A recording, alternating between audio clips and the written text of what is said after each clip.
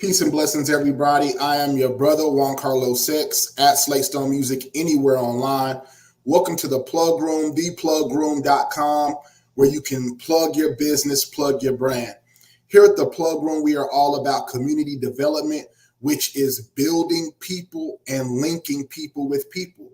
We have a global network that we've been blessed with to build over 2 decades. And we've been doing this Plug Room for several months, but the network and the community is vast. Praise be to Allah for that.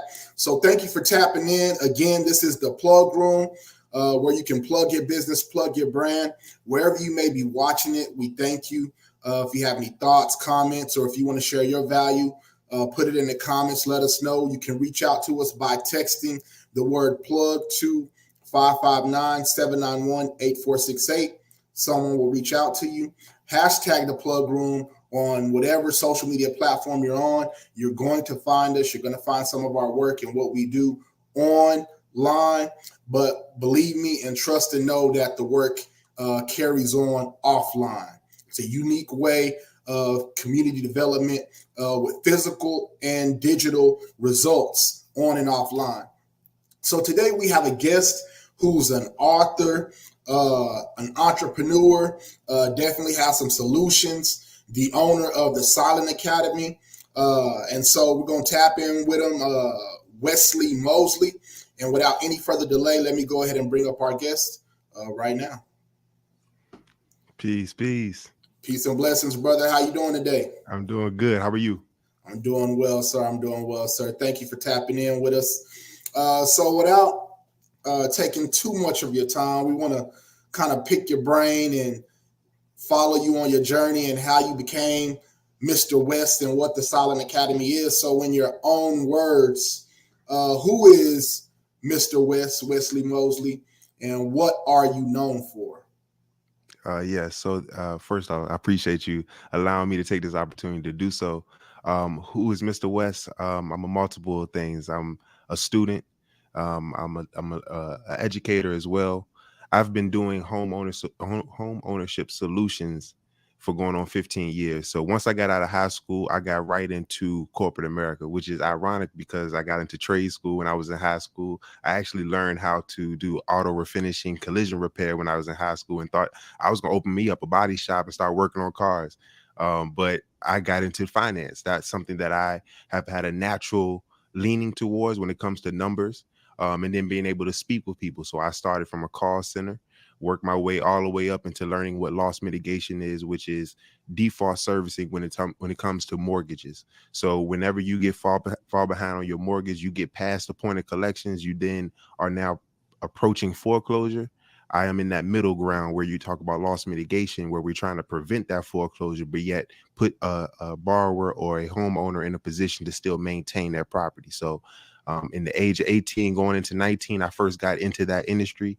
And then from there, I've just been growing. And now I'm in a point now where we get into the Silent Academy, where I'm taking all of that information over the 15 years that I've been doing this and now providing that education to the people. One thing that I've noticed in this 15 years that I've been doing this is that education is lacking. It's more so about let me go ahead and prevent the foreclosure and protect the bank.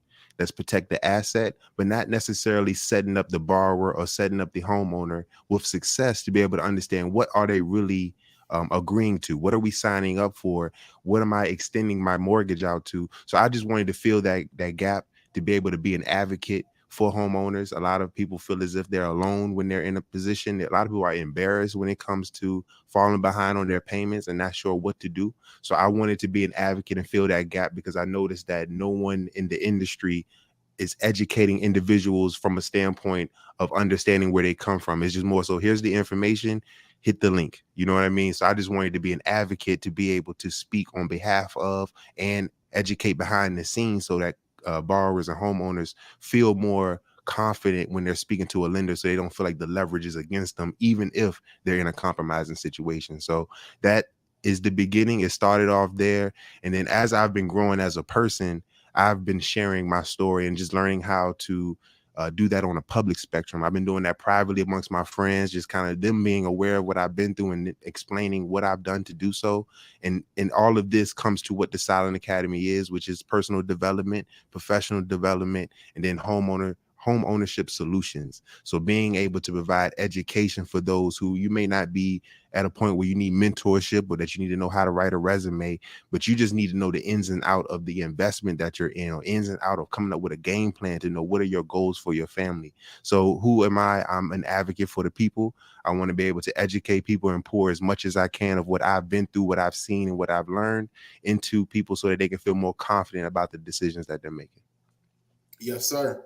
And being an advocate for the people, you mentioned in your journey from high school to the call center to wanting to own your body shop, and then being placed almost to loss mitigation and in a corporate America environment. And then you built up and you gave us that story up into what you do and wanting to fill that gap and be an advocate for the people. My question is, can you elaborate on the moment in time, or the defining moment, or the spark in your thought which said, boom, I'm going to make the Silent Academy. The Silent Academy will be this. And where did that name come from? What was the birth of that that thought there?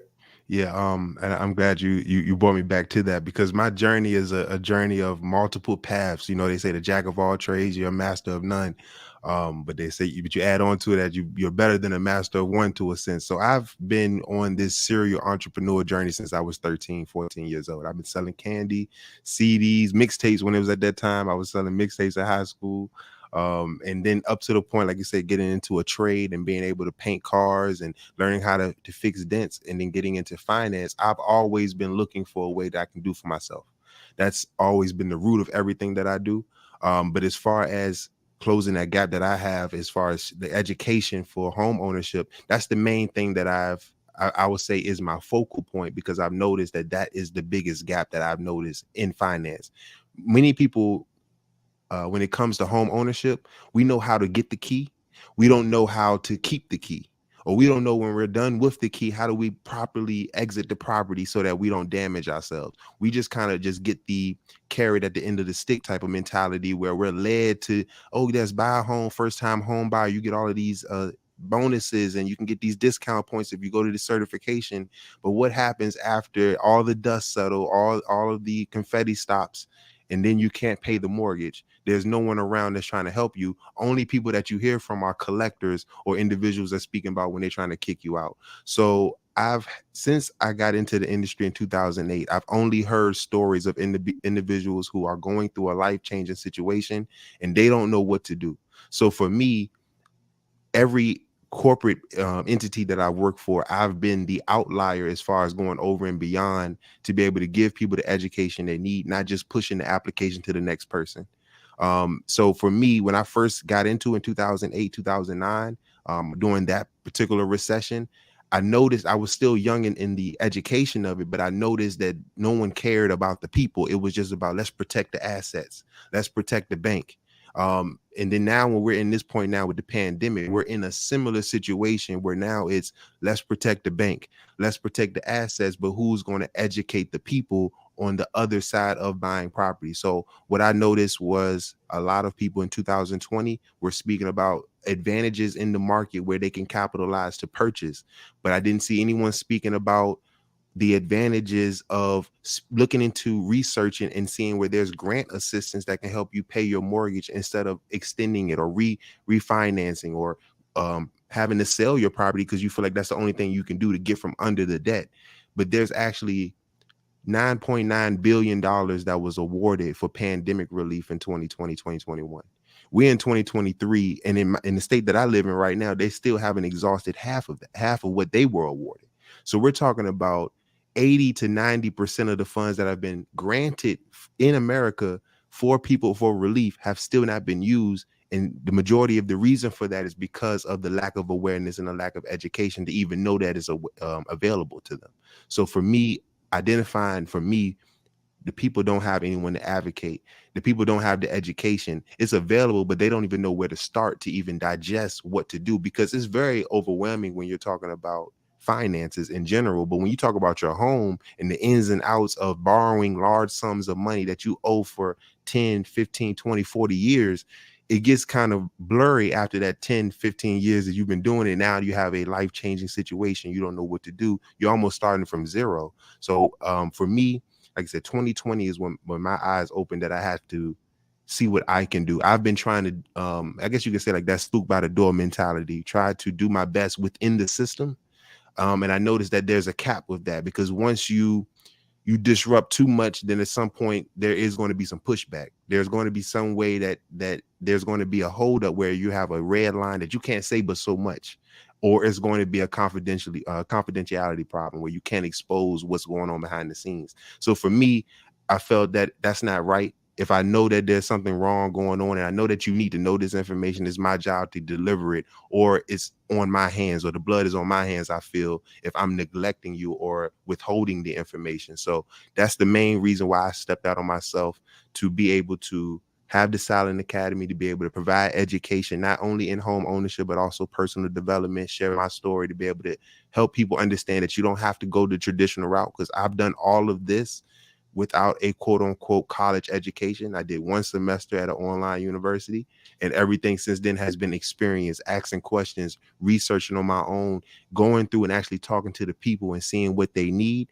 and then providing for that need. So to be at this point now, to be able to have an actual entity that is focused primarily on the people and developing our people, is what I found the most pleasure on. And that's what brings me to now to speak on that awareness of everything, with the Silent Academy and what the Silent Academy stands for. So silent, is being self-aware, intentional, learning, empowered, nurturing, and transformed.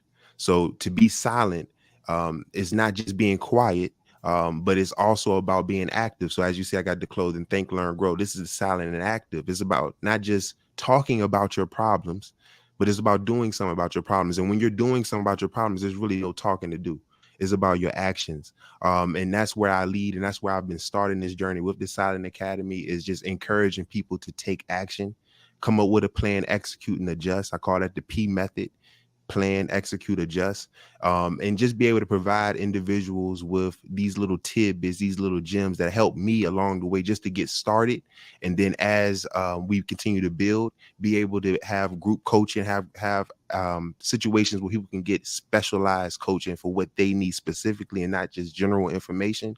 And we're just going to continue to build. And like I said, the goal is to be able to educate, empower, and just have us to think so we can learn and grow. Yes, sir, brother. I appreciate you for sharing that. Throughout what you just said, there were three things that stuck out to me, or that there was a lot of things, but I wanted to touch on three things. One was, you said, of course, I can tell from your dialogue and the conversation that you have a spirit of wanting to serve the people, and that's great. So you mentioned going to the people and basically meeting the people where they are. Mm-hmm. You see what I'm saying? Where they are mentally, where they are financially, and you going to them and being that advocate. So that's a gem right there I wanted to point out. Also, you mentioned your Think, Learn, Grow. That resonated with me a little bit, because over the past couple of years, and with the plug room and whatnot, my, not necessarily my slogan, but part of the feel or the vibe of the campaign was Connect, Learn, and Grow. Mm-hmm. You know what I'm saying? We need to connect with the people, Yes, learn the people, learn together, and then grow. You know what I Mm-hmm. mean? So the Think, Learn, Grow, the Connect, Learn, Grow, that stuck out with me. And then another thing you mentioned was about the billions of dollars in funding that they have set aside, the government, for these relief programs or housing and whatnot. And so it kind of turns to a question, because one, where can people, I'll say this first. Well, I've known people that have been around me and searched here in Texas for relief funds and going through these programs for rent relief and whatnot. And Texas was saying they didn't have any, there's no funds. my question to you is, with all these billions of dollars, one, where did you or where can people find that information on if the state does still have money available? Hmm. And two, the second part is, when you go through a rent relief program or something like that, does that mean just that entity is out of the funds they were allotted, or does that mean that the whole state is out of the billions, in conjunction with the information, if they can find it, like, oh, Texas is out of theirs? You know what I'm saying? Like you Correct. said, you still have in your city or your state 80-90% of it still haven't even been tapped. You know what I Right. mean? So where can the Right. people find that information and tap in?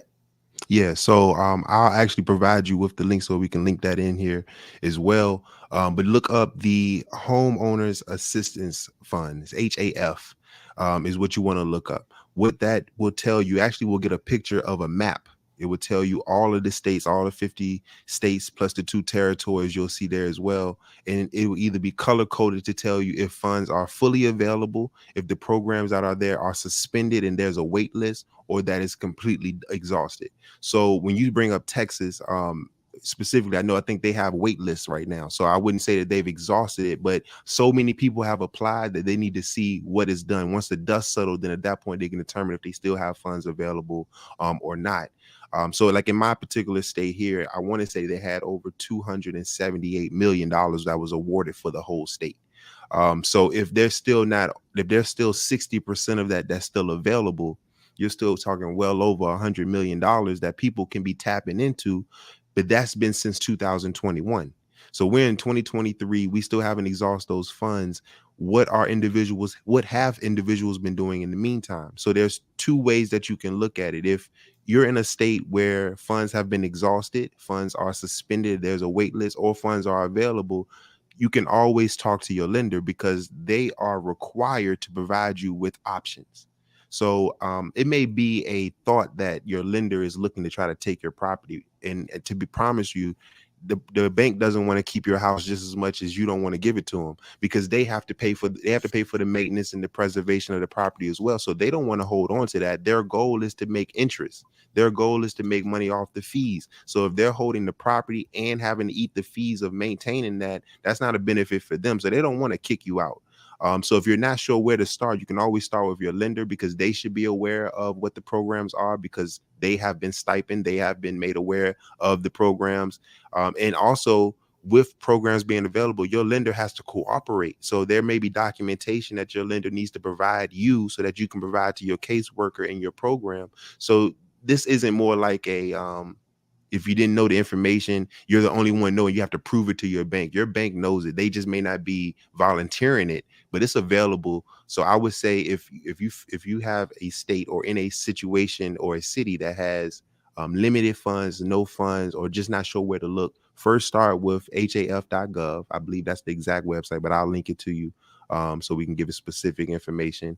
And beyond that, reach out to your lender. If you're not comfortable talking to your lender, you can find an advocate. Of course, that's what I do. I speak on behalf of borrowers with you on the phone to be able to, so you know what's being said. Even if you don't want me to speak for you, I can ask questions and then we can recap after to be able to help you digest the language that's being said, because a lot of people get intimidated by the terminology that comes into speaking about servicing, because it's one thing to buy the home, but like I said, servicing is its own world, which a lot of customers know that, or homeowners know that when they call, the conversation isn't as happy when it's when it's like you're missing your payment compared to when it's you making the payment. It's a little different, and you get intimidated by not knowing what language that you're speaking on. So I would say first thing is look at the map to see where you are, what programs are available. When you look at that map, you click on the state. Each state has their own program. So I'm in Virginia, so we have the Virginia Mortgage Relief Program.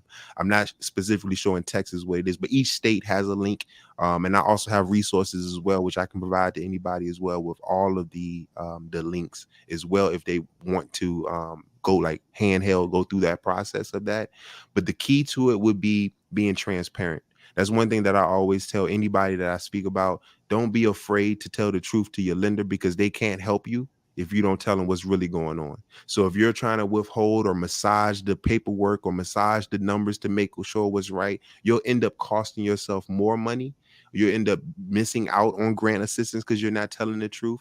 Whereas, and another thing as well with that grant assistance, that is not just your mortgage payment. So you could, just because you may not qualify for mortgage assistance, they may help you with your property taxes. They may help you with your utility bills. They may help you with your insurance. They may help you with some other things, your homeowners association dues, things like that, that you don't want to forfeit because you're not being honest or being transparent about your situation. And the same thing with your lender. There may be programs that they can offer you that may be more specialized to your situation, that if you were to just try to tell them a half story, you may only qualify for a half truth of what you want.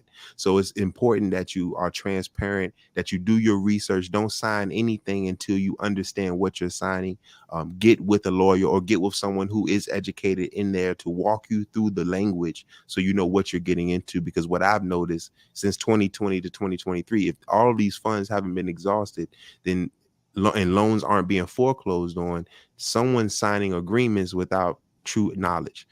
So that's where, like I said, it goes back to what I spoke about earlier. That's why the education needs to be provided, because sometimes we're blindly or desperately signing up for things just because we don't want to get foreclosed on, but we don't know what the long-term effects. So when we look at 10 years from now, when you are trying to sell that property, now all of a sudden you have another lien on this loan that you did on this property that you didn't know about. Now you have extended your loan past what you thought the maturity date was. So now you're thinking that you didn't pay this loan off, but you still owe more money. So to just kind of wrap it, like to sum it back up, I would say first start with the national website, which would be, like I said, the HAF program, which is the Homeowners Assistance Fund that was provided to be able to help with mortgage relief and home ownership relief. And then from there, you will go to your lender directly to see what programs they have available. And before you make any decision, I would say speak with someone to be able to walk with you, to be able to understand what you're signing, what you're agreeing to before you make any decision, just so you're aware of the pros and cons of that decision and the long-term effects. Yes, sir. Now, when it comes to what you do, you mentioned wanting to be an advocate for the people. Yes, sir. So you briefly touched on it, but if I was someone off the street and I seen the Silent Academy, or someone watching this broadcast, and they happen to catch you or DM you or whatever, and they say, why do you do what you do? What's your why? What would your response be to that? I care about the people. I feel, like I said, I have information. I feel guilty if I don't share that information with individuals, and I see people blindly going off a cliff, and I don't tell them that is a dead end. I feel guilty for that. And like I said, being in the industry so long, not directly benefiting from the not telling people information, I still benefit. I was getting paid from companies not necessarily being as transparent as they could about helping people or educating people on what they're deciding on. So I felt a responsibility that, since I know that this information isn't prevalent, it isn't put in a presentable method for our people to digest and understand, and then also it's just not made aware. So I feel responsible. So when we talk about why, is because I care about my people, and I want to make sure that we're as equipped and as empowered as possible. Even when it seems as if it's not possible, there is possibility. You just need to see it first. And a lot of times you just got to be made aware. Then you're like, okay, that light bulb goes off, and now you can make a decision. Yes, sir. What would you say makes the Silent Academy and what you do unique? What makes Mr. West, the Silent Academy, unique? So for one, what I'm doing is not just centered on education, it's also awareness. A lot of times what I've noticed, because even in my growth, so I've been searching and looking for mentorship and coaching and looking for information all the time. I'm always seeking different perspectives to be able to learn. And what I want to provide is a hub of development. So you may not need the cookie cutter method. You may not need the elementary. Some people need elementary, some people need middle school, some people need high school, some people need what they call secular education. I just want to be able to build on what others have. So you go to different schools. So the Silent Academy will be that next level after you get started in your life. You reach a plateau. You're not sure where to start next. You feel as if you've reached your ceiling. The Silent Academy is for you to get self-aware with yourself, that realize that there's so much work that there is to be done. There's never self-development for me is an ongoing process. So for me, like I'm going on 33, I'm 32 going on 33. I'm still every day learning something new about myself that I thought I may have knew. I thought I had patience until my daughter wakes up from her nap and I realize I don't have patience like I thought I did. You see what I'm saying? So the difference between what the Silent Academy is that I want it to be a safe space for growth. There's no intimidation as far as how far you need to go, but give you some accountability with a plan, and then also create a safe space of growth as well, but not just dealing with elementary things, be able to bring it up to a higher level as well, and to be able to empower you to be able to take action. What I see the Silent Academy going is not just digital. I want to actually see brick and mortar. I see the Silent Academy being a development place for recidivism, those who may come out of the system and need to get some skills. You need some encouragement, need some empowerment. This is a hub where you can come get that refuel. This is a place where you can go and get your skill set. This is a place where you actually can be looked at as valued, and you can have some work that can be done.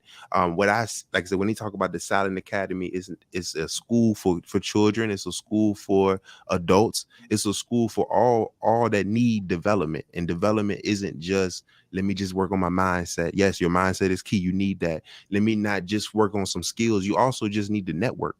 You also just need to come in and be around some individuals, which I've always been a fan of, like co-work space, where you can come in, you're doing your thing, you see someone else working on something, you can collab, but you have the tools available. If you want to shoot a podcast, there's a podcast studio right there. You want to have a conference and you want to do a workshop, there's a room for that. My goal is to be able to just provide whatever tools and assets I have, and package it up so that it's available for the next person who didn't even know that these things were possible. Here's the tools that you need so you can start down that path of development for yourself. Yes, sir. Now, when it comes to the value, I know in your mind you have some idea on the value that you bring, but what would you share with those watching? The What would you share as far as the value of the Silent Academy, where it is now and what Mhm. it offers right now? What's the value in it? Yeah, so the value now, for one, is one-on-one coaching. That's where we're starting at this level. So right now, I offer a 30-minute discovery call, or introductory call, just to get an idea of what it is that you want to work on. I have a self-assessment that goes through 5 different pathways of self-development, whether it's critical thinking, whether it's just speaking in public, whether it's goal setting, and 2 other pathways as well. But we go through a discovery to figure out what level of development that you need, and then from there we go to a hour, or it can be really excess. I just say an hour, but it depends on the person, because me personally, I just want to help individuals. I don't get too caught up in the time and say, oh, it's an hour, you got to stop talking.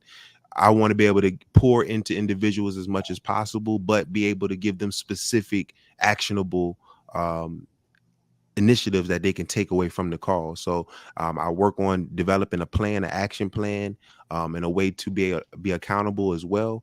And then I also have the homeowners a solution. So what that is, so I have an actual course, which what I'm doing right now is just a one-on-one course where I'm just going through the information from top to bottom, whether depending on, regardless of what your stage of default is, even if you're not behind but you feel like you're about to go behind, all the way to you actually going through foreclosure and needing a plan to exit. And I also have partnerships with a few brokerages as well. So if individuals who do need to exit, they're not sure how to exit their property properly, which is kind of double, how to properly exit their home. Um, I have linked with a few few brokerage companies, excuse me, who have investors who are looking to be able to step in and take over that loan, or be able to buy them out of the property and help them exit. It's called like a cash for keys type of situation, where you can get from under the debt, also put some money in your pocket so that you can start over. So we have those type of programs as well, but it's mainly towards first provide you with the information. Let's get clear on what's your financial goals, what's your personal goal, what's your professional goals, depending on the path that you want to go.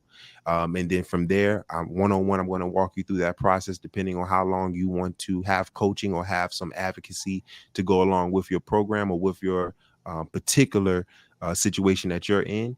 And then from there, I'm going to walk you through and try to get you as much information as possible. Like I said, we're grassroots right now with the Silent Academy, so it's digital. So I have an ebook to help you with mindset. If you want to actually sit with me, we can do the hour call. And we're also developing a course, which will be coming soon, which you can actually just walk through yourself on how to set goals, how to get go from being personal development to get into professional development, and what is your professional goals, and then also your financial goals as far as home ownership is concerned as well. So the value that we have today is, for one, be able to have you to know you have someone who you can speak with to walk you through those tough conversations with yourself, professionally, and home ownership. Yes, sir. Now you mentioned the homeowner solutions portion of the Silent Academy. What other solutions would you say that you provide other than that? Or if you don't necessarily have those pinpointed yet, being grassroots, what is one specific homeowner solution that you haven't touched on that you could also share and give to the people watching this broadcast? Yes, sir. So as far as education is concerned, so I'll give you two sides of the coin. Um, what is the most common loss mitigation alternative or foreclosure alternative would be a loan modification. What that is similar to a refinance, but you're restructuring your current terms. So let's say you had a 30-year mortgage, you're on year 15. You're now in a position where you're unemployed, or you have new financial situation, or you had a divorce, you had a death in the family. Now you're not, the same household income has changed, but yet you can still maintain the payment, but you're not sure how you're going to move forward. You can do what's called as a loan modification, because if the interest rates have changed, if the terms as far as what is offered have changed, or offered are available are different, you can modify your original mortgage to adjust it to the current times that we're in now without taking a credit hit. So a loan modification, which is different from a refinance is looking at your credit profile. So if you're, for one, already behind on your payments, 9 times out of 10, you're not going to be able to refinance with a new lender. So a loan modification will be something similar to that, but you're taking your original terms, you're restructuring it. So let's say we was on year 15, you need to restructure it because you're behind a few months. They can now take that delinquent balance, add it to what you have left on your loan, lower your interest rate, possibly extend your term.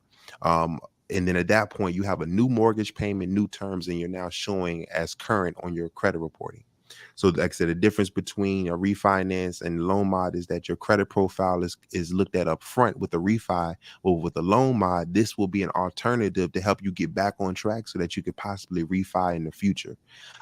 Me personally, when I speak with anyone as far as any foreclosure alternative, if you are looking at it long term, then you want to choose something like a loan modification, which will be long term, because then it locks you in with a lower payment. So even if your financial situation changes, where you become, let's say your funds drop down 20%, and then in the next 5 years you now have an influx, so you get that 20% back, or it exceeds, at least at this point, you can maintain that mortgage payment. And if you want to get ahead of that extension, you can pay additional to your principal without being penalized with a prepayment penalty.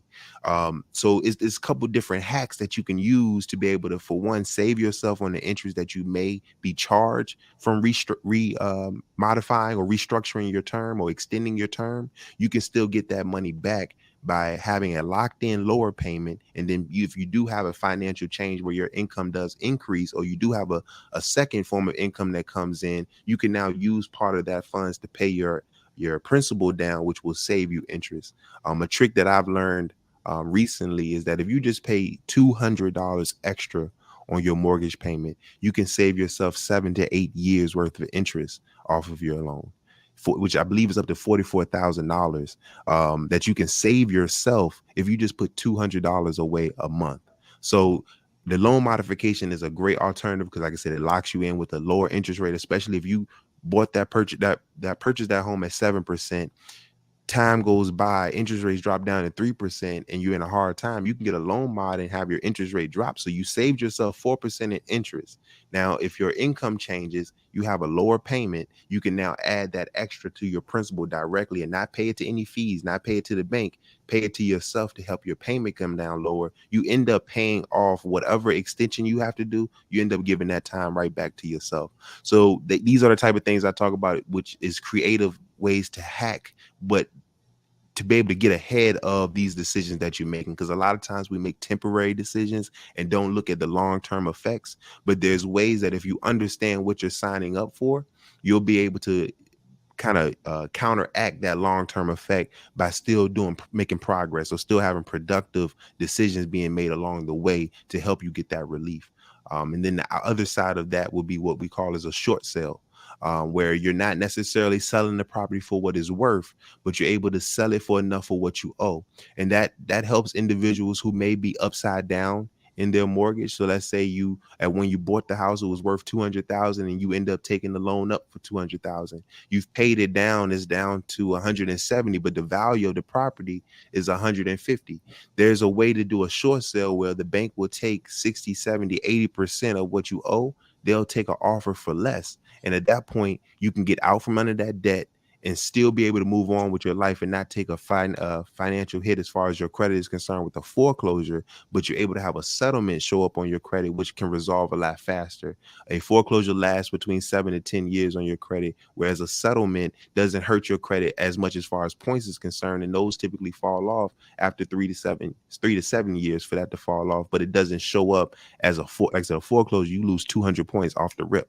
Where you do a settlement, you may lose a few points at the beginning, but at least you show that it's satisfied. So you'll end up picking those points up over time as you begin to continue to perform with your other trade lines that you have. So these are the two alternatives I would say, depending on your situation. If it's temporary, I would say you could do a loan mod, but have a strategy to be able to pay yourself back the interest that they're trying to charge you, with the plan of trying to either get another stream of income or looking at your budget and see where you can cut some things to put some additional to your principal to save you on that term extension. But if you need to get from under that debt, then you have that short sale where the lender is willing to take less than what you owe to satisfy the entire loan, and you're able to get from under that pressure and kind of rebuild your credit from that point. Yes, sir. A few more questions and then we'll wrap up this plug room. How you mentioned the Silent Academy providing solutions, different options for learning, growth, and whatnot. The question is, how do you give back to the community, or is there a community work that you go out and speak and do different things or host events? Have you done that? Are you doing that? Are you in the process of doing that? Can you share a little bit with us about that? Yes, so I'm glad you brought that up. And I mean, personally, I don't like to talk too much of things of what's going to happen until I actually have it. But yes, what I am working to do is to have regular weekly workshops. These are going to be live workshops that I'm going to be doing via YouTube, but also in person. So I'm partnered up with a few libraries to be able to book space to have anywhere from 10 to 20 people come in every week, be able to sit in on a presentation to basically do what I did today, explain the options, and then we have time to be able to speak specifically to each homeowner's situation specifically to see what strategies they need, and how these programs can actually help them. It's hard to kind of go into this vast pool of information when it comes to foreclosure prevention. So I try to gloss over it, but what these workshops will give you high level information of what the terminology is, what the options mean, what links you can use. And then after that, we do the Q&A. And then from there, we'll do one-on-one. So that's where I'm always leading with that 30-minute free call, because I'm actually, the goal is not to benefit or profit off of this. Of course, time is precious, but the goal is to be able to educate. So I'm here. Whenever anyone has any questions, they can always DM me. They can always give me a call. I'll make sure I'll link and give you all my information, so you have that. They can always give me a call. And if they have any questions, feel free to reach out. I've been making a concerted effort to be more public and more available and provide the information in a more bite-sized fashion through a social media. So I'm getting better with that, so that information can be more available. But if anybody needs anything, they can always call me. I'm always available, and my number will be there available. So Yes, sir. How has the Silent Academy or you, Mr. West, uh, impacted somebody individually or impacted a business or impacted a market? Basically, I'm asking, what is your impact value? And can you share with us a situation where you received confirmation on your impact? yes, sir. Yes, sir. So one of the biggest things I look at, so I recently was working with a company in my state, Virginia Housing, if people are familiar with it. And they, with Virginia Mortgage Relief Program coming out in 2021 and the awareness being so low, a lot of people were getting into what they call a forbearance, where they would temporarily delay their mortgage payments. And then once that forbearance period is over, you're now responsible for paying those payments to bring the loan current. With the Virginia Mortgage Relief Program, they're able to pay those payments for them, to bring them current without the borrower having to come out the pocket or even having to repay those funds, because those are grant funds. I had an older lady who's been paying on her mortgage. I want to say she had 3 years left on her mortgage. And then with COVID coming up, she lost income. She wasn't able to get around like she needed to.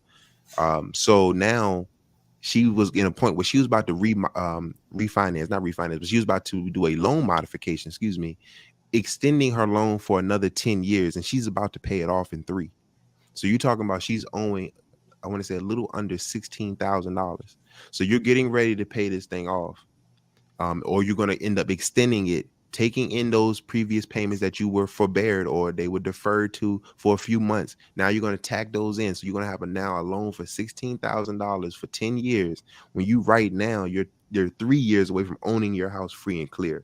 So I took the so she basically, at that point in my process, I'm here just to fulfill the application. My job is to, you are approved. I'm gonna send you your paperwork. You sign the paperwork. I'm gonna go ahead and put it through. We only have 60 days to do that. So if I don't complete that, then you get removed, and then you're put in the bucket to be foreclosed on. So what I did on my own was pretty much tell her about the Virginia Mortgage Relief Program, walked her through the website, um, told her who to call, follow with her, make sure that did they call you back? Okay, try this number. When she actually got on the phone with them, they ended up paying her mortgage for her, paid off the second mortgage as well. So you're talking about her being brought completely current. They maintain the payments because Virginia Mortgage Relief here allowed up to 50,000 to be paid. She didn't owe that much, so they're going to just maintain her mortgage payments until it's over. But if you don't know that, you're going to end up signing up for another 10 years. She's older. You thought you're going to be passing this property down to someone else. And one thing she always told me, said, I want to pass this to my grandchildren, but I don't want to pass her the bill.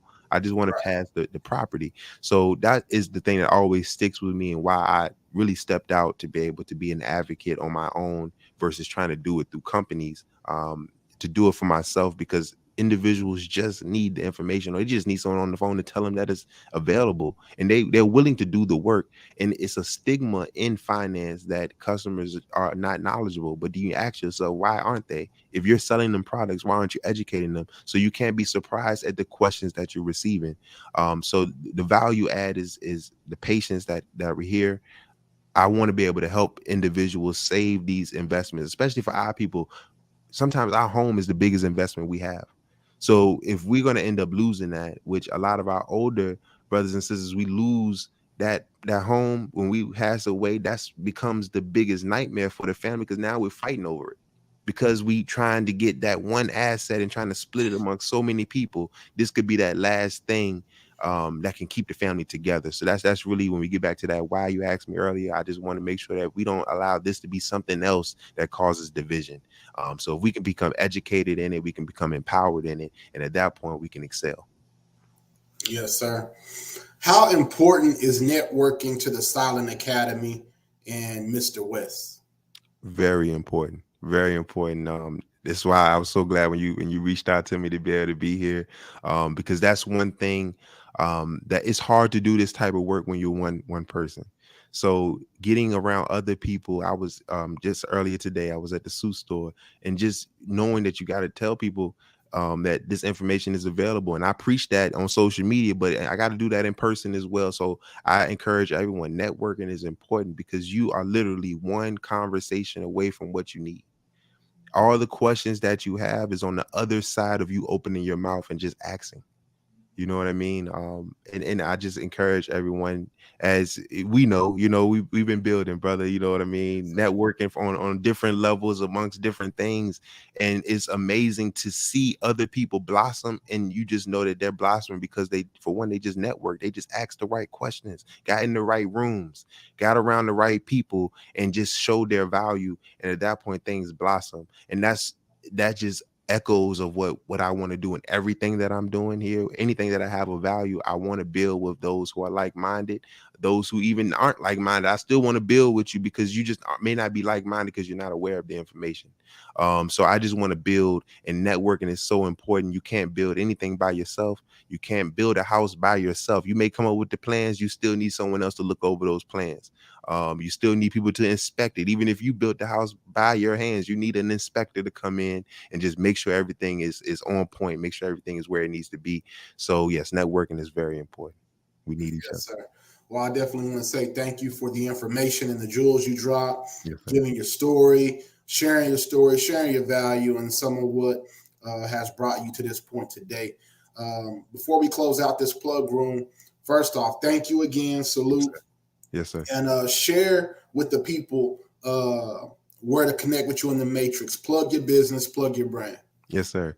So you can follow me on Instagram, Twitter, as well as TikTok as well. I am Mr. West. On Twitter is I am _Mr. West. Someone wants to took that, but I am Mr. West on all platforms, Instagram. The Silent Academy, we'll be having those socials as well because we're going to have the YouTube coming soon. But right now we have I am West.